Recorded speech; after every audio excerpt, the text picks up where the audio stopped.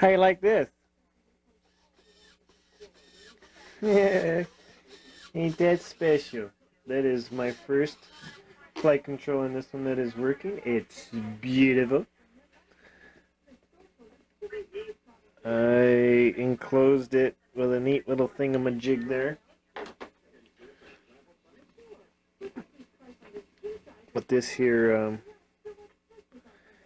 that plastic piece will come out, and then you're going to glue that on after you cover it. So what it is basically a piece like that. You get an idea, and then it just pops in there.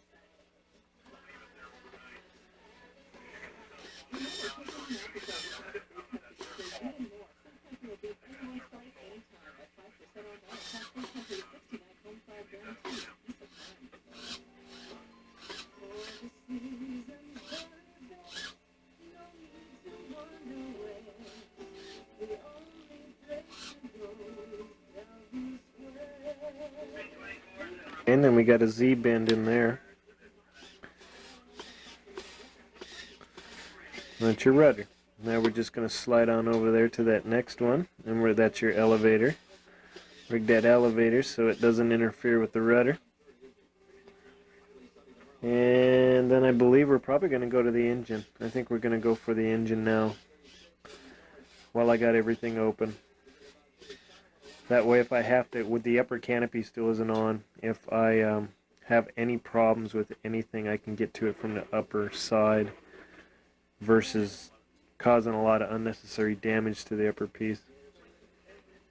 Are on day 62, and there's full elevator, there's full rudder. Tail is rigged.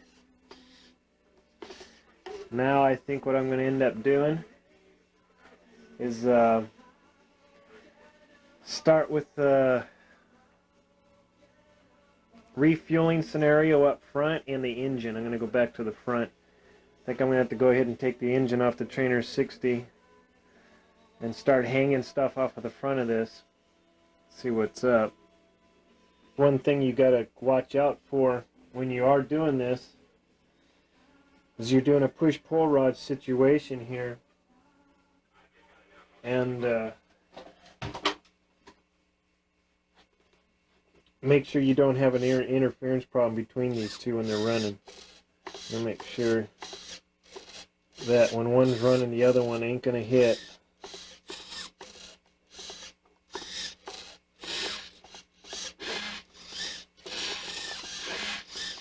So we be clean. I start getting a little bit carried away, and I might have already gotten a little carried away with the fact that I started putting bridges in here to prevent, I'm going to try and, this is a biplane, I'm going to try and tear the wings off of this thing, so I'm going to, when you start getting some kind of flight torques on these flight controls, like, say I really cranked on, I was hauling ass and I really cranked on some elevator, what doesn't get absorbed by the elevator is going to get absorbed right through the rod, so it's actually going to start forcing the rods to bend, start contortion. You're going to start actually losing some movement. So I started blocking bridges across here to actually start preventing bars from bending in that when I start really getting some high cranking torques on these flight controls, like in a turn or something.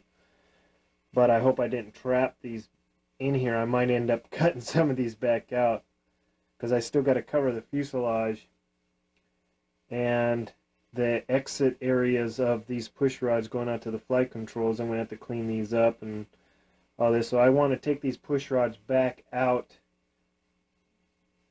I believe, one more time before I actually cover. You want to start putting all your rigs in. You want to be able to cover all of this up, make it almost completely pretty and completely done. I mean, all the way up to paint before you start throwing all these rigs back in here. So you want to rig it all now, or you can do all the hacking and filling in that, and then you want to be able to disassemble the whole assembly, sand it, smooth it, make it all pretty, and then re-rig it. You know what I mean? You rig it for one last time just before you fly it. more or less. You get my drift. This is what I'm up against right now, as if I want to go ahead and take this motor off and mock it up on the Skybolt, which I think I'm going to try and get away from right now if I can. I really don't want to take this motor off. It wouldn't be that hard. It's just the fact that you got to re-rig it and reconsume it and all that. And we go back to work here in a couple of days, I might just go ahead and score me a brand new motor for the Skybolt. Plus, well, the only reason I would need to take this off and put it on over there is just to locate the throttle, and that would be it. That would be it. I mean, there isn't nothing else for me to actually think about. There is one more thing to consider, except for that only comes into the cowling situation. This is going to be a closed cowling, so that big old muffler you see hanging off of the left-hand side there is not going to be on this motor, or on the motor that installs in the Skybolt. It's going to have an enclosed kind of muffler that's actually going to route out the bottom. You kind of get the idea as I get the motor on there, I guess. This is what I mean. This is the forward view of the firewall. We're going to go ahead and start rigging this. The tail's completely rigged and done. I got the rods taken back out. I have the fuel tanks in the back all mocked up. You're going to have to start with a fuel tank and get an idea where that tank's going to sit in relation to, you have your horizontal and your vertical lines that are actually going to give you dead center of this firewall. And hopefully, if you did everything right, it should give you dead center of the entire airplane. Did all this when I mocked up the firewall. I don't even remember what I taped on this. I did drill 2 holes dead center for a starting point, which I guess maybe I shouldn't have, but I drilled 2 holes here for fuel lines to come through, and then I got my fuel tank in there and realized that they were too low and I was going to end up kinking my lines. So I went ahead and used those to eyeball where I wanted the other ones, and then I went ahead and drilled the upper 2 up above it, and they're at a slight angle, so now my fuel line should spit right on out of there. Okay, now the difference between this motor mount and the other motor mount is basically this.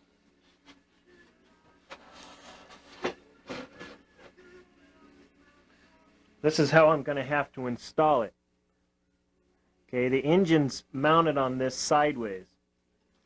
So I guess what I'm going to have to come across, I'm just going to basically have to use the theory of, I don't know what I'm talking about here. Just look at that. If you would look at that, what you got there, and then I can just go over here to the other model, and the way I see it, my throttle should probably come out right about in here, I would say. So I'll just double check and see what I got over here, and I think I'm probably just going to pop a hole and drill it and say it's rigged for throttle, and all I need to worry about is what the run is going to look like through the fuel tank area. That's all my concern is right now.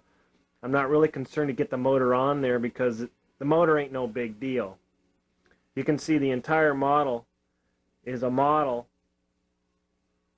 with a motor on the front, and what you can see right now is all you're going to do now is just slap this motor on the front, hook up the fuel lines to the tank and the throttle to the servo, and whammo, you got yourself a flying model. So all I need to do is rig up the throttle hole. I think I'll pop one right in here. I'll run the cable run, or however I'm going to run the rig, through the fuel area.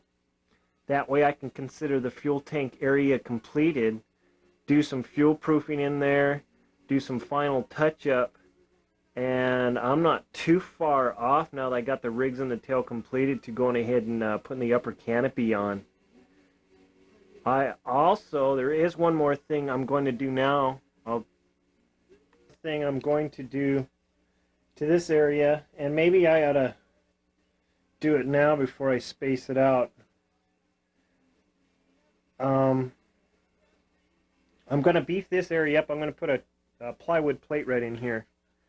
Beef this little area up right here because I plan on putting a bond drop on this. And while I got the covering off, or it's not covered, you might as well do this now, and that way it's already completed, so when I do possibly get the bomb drop, I can just screw it right on.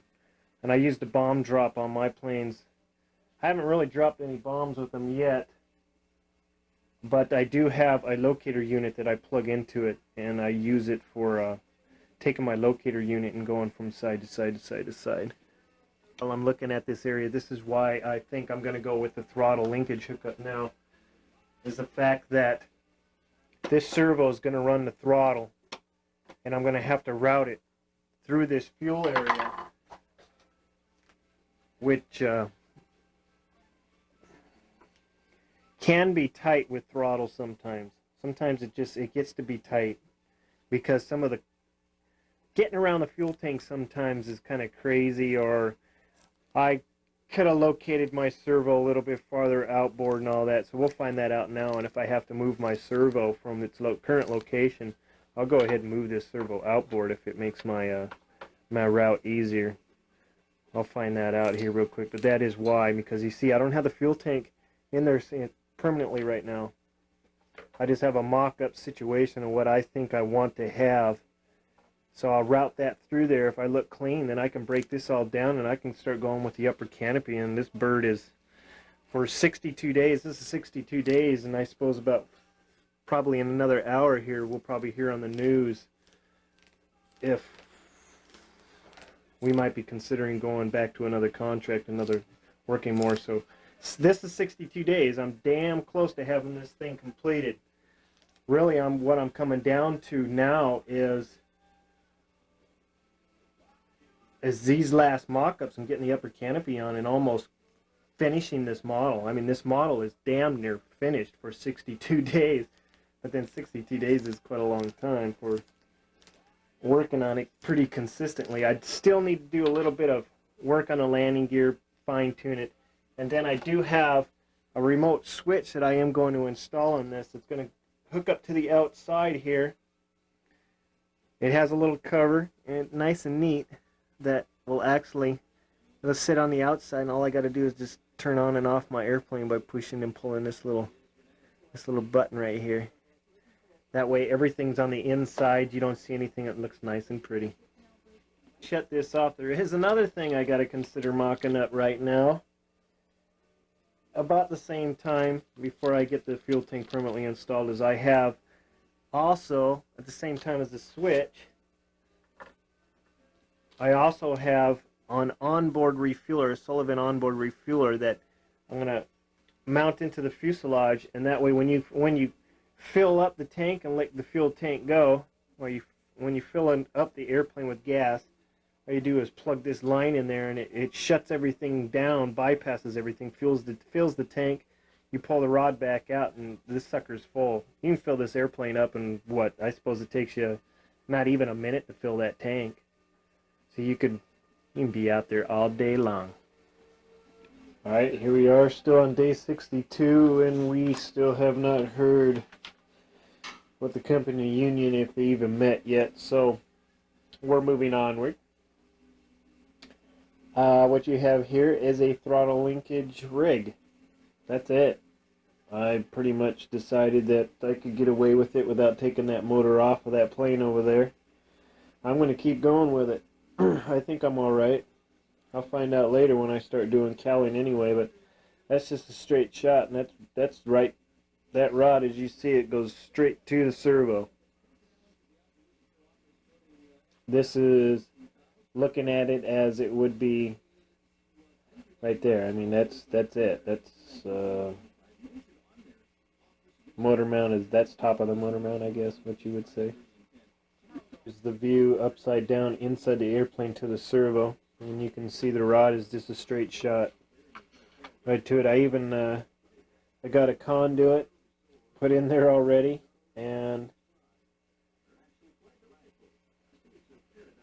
I have a bracket already glued to the side of the fuselage. It's already rigged. It's done. That's it. All I got to do now is just when I mount the engine, whatever engine I'm going to mount on it, is run a hookup to that servo, run a hookup on the outside out there, and you can see the rod coming out of the other end. So that's basically rigged. I'm going to do a little bit of touch up, and then we'll also go to, well, this is completed too. I've already put the bracing in the back for the bomb drop.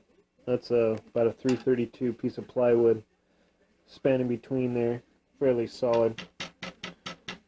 So I can go ahead and cover this fuselage, and the bomb drop bracketry is already in there. Whether I use it or not, it's there. It'll be hiding underneath the fabric. And hell, I'm coming to a close.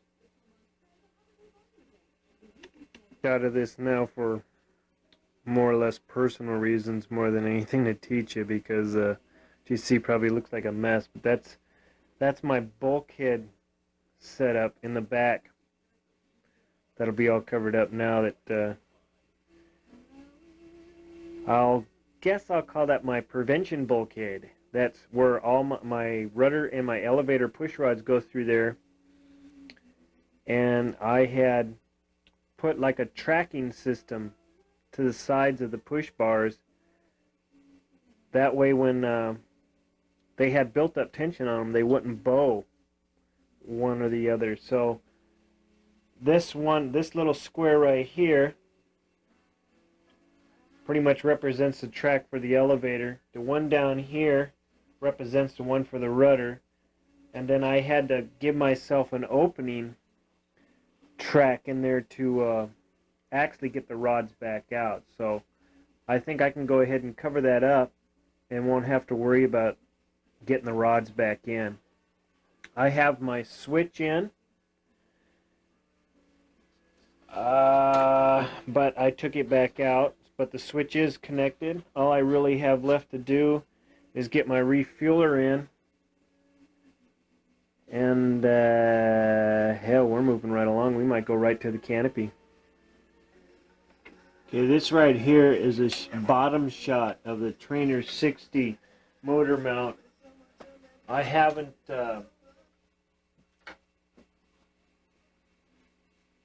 bottom shot of the Trainer 60 motor mount. This here is without the light on a fixed shutter. Okay, this is with an auto shutter, which I think it's doing anyway. And here is with the light. I don't use the light that much. The light, I get too close, it won't focus in. So what you see now, you really can't see it. It's too bad. I put a soft mount on this. This Trainer 60 has a soft mount setup on it. I designed this myself about 3 years back when I put this Trainer 60 together. And basically it was done with grommets, plywood washers, and fuel tubing. And about a year after I had done this, all of a sudden it starts showing up in magazines. Some guy comes up with these awesome soft mounts, and now everybody's selling soft mounts. It just rubber in between your screw mounts and absorbs some of the high frequency shock so it doesn't go right to your fuselage. And to me, I think it only makes sense because all engines have motor mounts with rubber grommets in between the absorbed shock or any kind of torque or la la la. So I did this about 3-4 years back. You can't really get a good shot at it, but there's a plywood washer, there's a grommet in between, and then there's fuel tubing going through the motor mount, and then the back side there's a double grommet, and going into the back of the firewall there's another washer set up with grommets. I think I got 2 grommets back there. So this is a very soft mount. This is my very first one. I tried this, and it seems to work rather well. I mean, I haven't had any problems with it yet. I think I'm going to go ahead and drag this to the Skybolt. You really can't see it, but there is rubber in between this motor mount and the firewall and the screw itself. I mean, the screw itself is got fuel tubing around it, and then underneath the head there's a grommet. Under the back side of the forward side of the firewall, between the two here, the motor mount and the firewall, there's a rubber grommet and a washer to help make it stiff. And then on the back side there's 2 more just to absorb more shock. So basically the whole engine is riding on rubber. It was just something I came up with, and now I guess if I would have patented it I'd be rich, but shit happens.